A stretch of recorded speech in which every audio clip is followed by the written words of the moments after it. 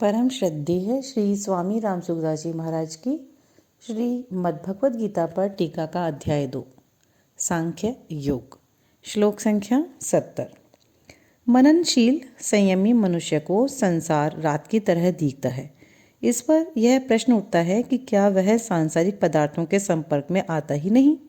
अगर नहीं आता तो उसका जीवन निर्वाह कैसे होता है, और अगर आता है तो उसकी स्थिति कैसे रहती है?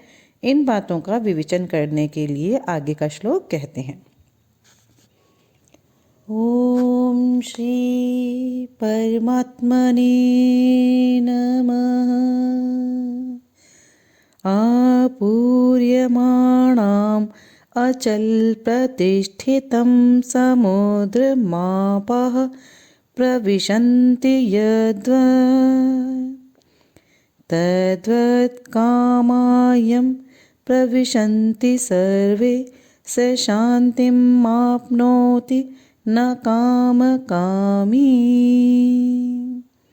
जैसे संपूर्ण नदियों का जल चारों ओर से जल द्वारा परिपूर्ण समुद्र में आकर मिलता है, पर समुद्र अपनी मर्यादा में अचल स्थिर रहता है, ऐसे ही संपूर्ण भोग पदार्थ जिस संयमी मनुष्य को विकार उत्पन्न किए बिना ही प्राप्त होते हैं, वही मनुष्य परम शांति को प्राप्त होता है, भोग की कामना वाला नहीं। वर्षा काल में नदियों और नदों का जल बहुत बढ़ जाता है। कई नदियों में बाढ़ आ जाती है, परंतु जब वह जल चारों ओर से जल द्वारा परिपूर्ण समुद्र में आकर मिलता है, तब समुद्र बढ़ता नहीं, अपनी मर्यादा में ही रहता है। परंतु जब गर्मी के दिनों में नदियों और नदों का जल बहुत कम हो जाता है, तब समुद्र घटता नहीं। तात्पर्य है कि नदी नदों का जल ज़्यादा आने से अथवा कम आने से या न आने से तथा बड़वानल और सूर्य के द्वारा जल का शोषण होने से समुद्र में कोई फर्क नहीं पड़ता। वह बढ़ता घटता नहीं है, उसको नदी नदों का जल की अपेक्षा नहीं रहती। वह तो सदा सर्वदा ज्यों का त्यों ही परिपूर्ण रहता है और अपनी मर्यादा का कभी त्याग नहीं करता। तद्वत् कामम यम प्रविशन्ति सर्वे स शांति माप्नोति। ऐसे ही संसार के संपूर्ण भोग उस परमात्मा तत्व को जानने वाले संयमी मनुष्य को प्राप्त होते हैं, उसके सामने आते हैं, पर वे उसके कहे जाने वाले शरीर और अंतःकरण में सुख दुख रूप विकार पैदा नहीं कर सकते। अतः वह परम शांति को प्राप्त होता है। उसकी जो शांति है उस परमात्मा तत्व के कारण से ही है, भोग पदार्थों के कारण से नहीं। यहाँ जो समुद्र और नदियों के जल का दृष्टांत दिया गया है, वह स्थिति प्रज्ञ संयमी मनुष्य के विषय में पूरा नहीं घटता।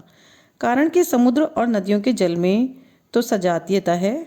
जो जल समुद्र में भरा हुआ है उस जाति का जल नदियों से आता है, नद नदियों से आता है, और नद नदियों से जो जल आता है उसी जाति का जल समुद्र में भरा हुआ है। परंतु स्थिति प्रज्ञ और सांसारिक भोग पदार्थों में इतना फर्क है कि उसको समझने के लिए रात दिन आकाश पाताल का दृष्टांत भी नहीं बैठ सकता।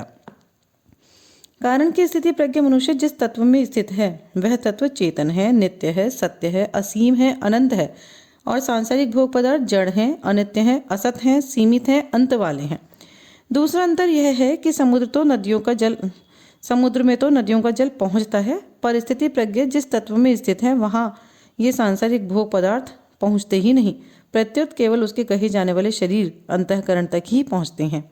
अतः समुद्र का दृष्टांत केवल उसके कहे जाने वाले शरीर और अंतःकरण की स्थिति को बताने के लिए ही दिया गया है। उसके वास्तविक स्वरूप को बताने वाला कोई दृष्टांत नहीं है। ना काम कामी, जिनके मन में भोग पदार्थों की कामना है, जो पदार्थों को ही महत्व देते हैं, जिनकी दृष्टि पदार्थों की तरफ ही है, उनको कितने ही सांसारिक भोग पदार्थ मिल जाएं तो भी उनकी तृप्ति नहीं हो सकती। उनकी कामना, जलन, संताप नहीं मिट सकते। तो फिर उनको शांति कैसे मिल सकती है? कारण कि चेतन स्वरूप की तृप्ति जड़ पदार्थों से हो ही नहीं सकती। परिशिष्ट भाव, अपनी कामना के कारण ही यह संसार जड़ दिखता है। वास्तव में तो यह चिन्मय परमात्मा है। वासुदेवः सर्वम सद सच्चाहम अर्जुना।